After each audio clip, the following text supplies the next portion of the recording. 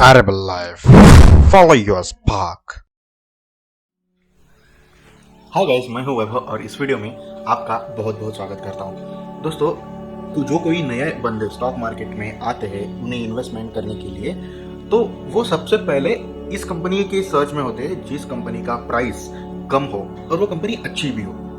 तो ज़्यादातर लोग इसमें फंस जाते हैं क्योंकि जिस कंपनी का प्राइस बहुत छोटा होता है उसके डीलिस्ट होने के चांसेस ज़्यादा होते हैं, क्योंकि अगर बड़ी कंपनी होती है तो उसका डिमांड भी ज़्यादा होगा और उसका प्राइस जो है वो कंटिन्यूसली बढ़ता जाएगा। और कंपनीज रेयरली उस प्राइस को स्प्लिट या बोनस इशू करती है, तो बोनस या स्प्लिट ऐसा कुछ करने पर कंपनी का प्राइस नीचे होता है। बट ये हमेशा नहीं होता, कभी तो once in a while company decide करती है जब कंपनी में लिक्विडिटी या फिर वॉल्यूम अगर कम होता है उसके ट्रेडिंग में तब। बट जनरली नए लोगों को कम प्राइस वाला शेयर ही चाहिए होता है।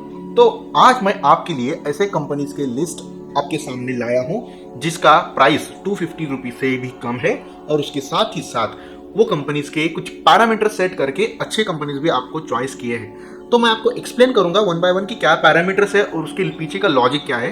तो देखिए दोस्तों, सबसे पहले मैंने ये 250 रुपीज के नीचे वाले शेयर्स मैंने सर्च किए और उसके बाद में मैंने क्या किया, कंपनीज का मार्केट कैपिटल कितना है ये भी ढूंढा है।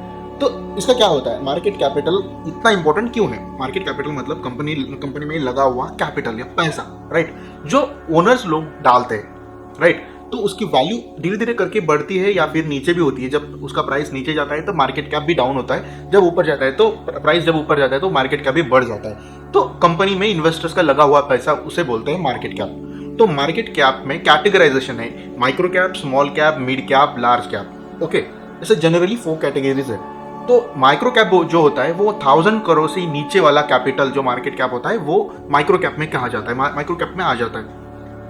और 1000 करोड़ टू 5000 करोड़ ये जो होता है small cap, 5000 crore to 10000 crore ये होता है मिड कैप, मतलब medium capital, okay, mid cap shares. और उसके बाद में आता है लार्ज कैप जो कि 10,000 करोड़ से ऊपर आता है। ऐसा कोई हार्ड एंड फास्ट ये रिजिड रूल नहीं है, बट एक जनरल कैटेगराइजेशन आते हैं। अभी ये टाइम टू टाइम वैरी भी होता है, जैसे जैसे लोगों के पास पैसा जब जैसे जैसे बढ़ता जाता है, इन्फ्लेशन वगैरह फैक्टर्स आने पर ये जो कैटेगराइजेशन है इसके लिमिट्स भी चेंज होते हैं। ओके, पहले 10,000 था, अभी 12,000 करोड़ है, पर फिर भी मैं इस वीडियो में 10,000 करोड़ वाला ही मैंने सेलेक्ट किया है ताकि आपको मिड कैप के भी अच्छे शेयर्स आपको मिल पाए।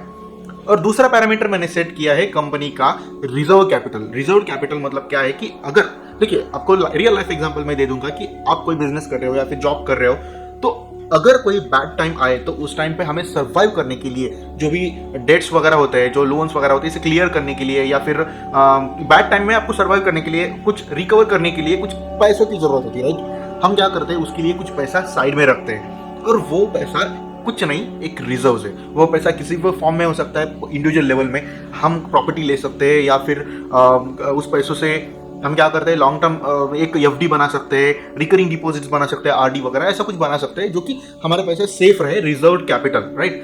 तो कंपनी भी सेम रूल फॉलो करती है। एक्चुअली कंपनी का जो फाइनेंशियल मैनेजमेंट होता है जो बहुत ही अच्छा होता है, अगर वैसा मैनेजमेंट अगर आप अपने पर्सनल लाइफ में लाओगे ना तो आपके लिए बहुत अच्छा साबित हो सकता है।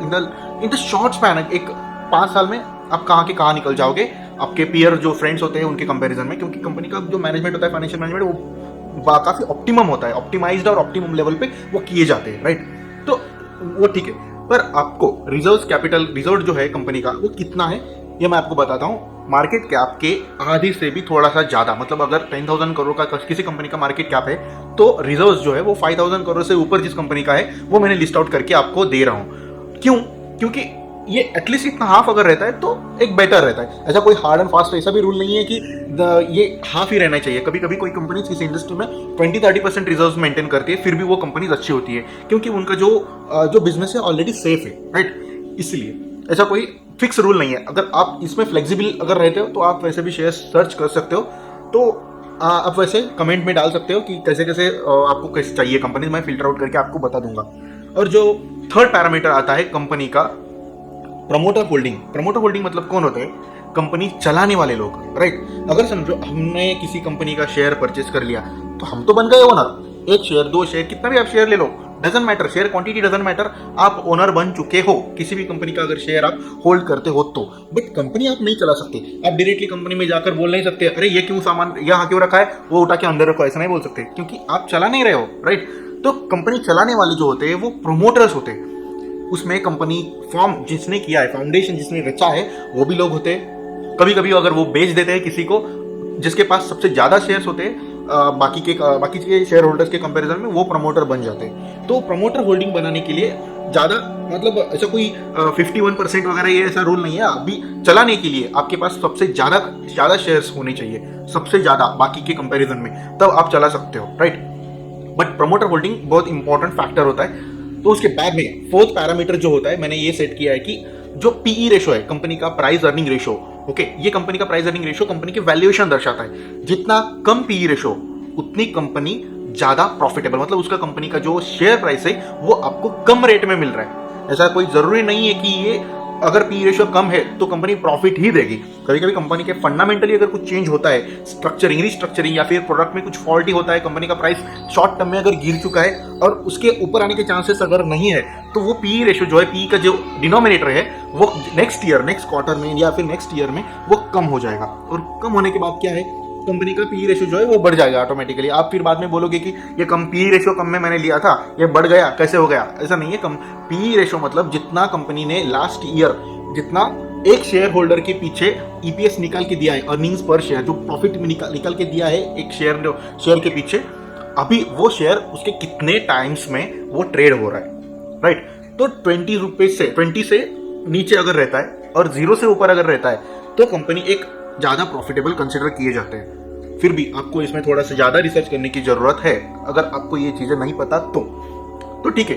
ये मैंने कुछ 4 पैरामीटर्स लगा के आपके सामने कुछ शेयर्स के लिस्ट मैं आपको दे रहा हूँ अभी, वो आप देख लीजिए और खुद के एनालिसिस कीजिए, रिसर्च कीजिए, या फिर अगर आपको पता नहीं है तो किसी एक अच्छे फाइनेंशियल एडवाइजर से सलाह लीजिए कि आपके ऐसे ऐसे फाइनेंसेस है और मुझे इस कंपनीज में इन्वेस्ट करना है तो मैं कर सकता हूँ कि नहीं, ये देखना जरूरी है। अगर आपको आता है वेल एंड गुड, बट अगर आपको नहीं आता तो ये सारी चीजें तो करनी पड़ेगी। क्योंकि देखिए दोस्तों, मैं आपको एक कंपनी का शेयर परचेस करने के लिए आपको मैं सजेस्ट करूंगा सपोज शायद, और आपने सारा का सारा कैपिटल उसी में डाल दिया और वो कंपनी इन फ्यूचर लॉस में गई, तो क्या होगा? नुकसान तो आप ही का ना डायरेक्टली, तो दूसरों का कोई नुकसान नहीं है, आपका पैसा आपको खुद को मैनेज करना पड़ेगा। तो ये आपकी खुद की रिस्पॉन्सिबिलिटी है, कोई इसमें दूसरा एंट्री नहीं करेगा, राइट। तो मैं आपको बताता हूँ कि ऐसे एक अच्छे सलाहकार से भी सलाह लेना जरूरी होता है अगर आपको नहीं पता तो इतना डिस्कशन बहुत हो चुका है। अभी हम क्या करेंगे, कंपनीज के लिस्ट पर जाएंगे। 10 कंपनीज मैंने आपके सामने लिस्ट आउट किए हैं, आप स्क्रीन पे भी देख सकते हो। तो सबसे पहले नंबर पर आता है company CESC limited, second number पे आती है Karur Vysya bank limited, third number पर oil and natural gas corporation limited, fourth number पर the Jammu and Kashmir bank limited, fifth number पर Indian oil corporation limited, six number पर IDFC लिमिटेड, 7 नंबर पर GAIL India limited, 8 number पर Tata steel limited, 9th पे city union bank limited और 10th पे Manappuram finance limited. इतने 10 companies के नाम आपके सामने मैं आपके लिए लाया हूं, तो आप देख लीजिए, खुद से रिसर्च कीजिए, टेक्निकल एनालिसिस भी सीख लीजिए और अच्छे खासे पैसे बचाइए और इन्वेस्ट कीजिए और इन द लॉन्ग रन उस पैसों को बढ़ाइए। तो मिलते हैं नेक्स्ट वीडियो में guys, until then take care and bye bye.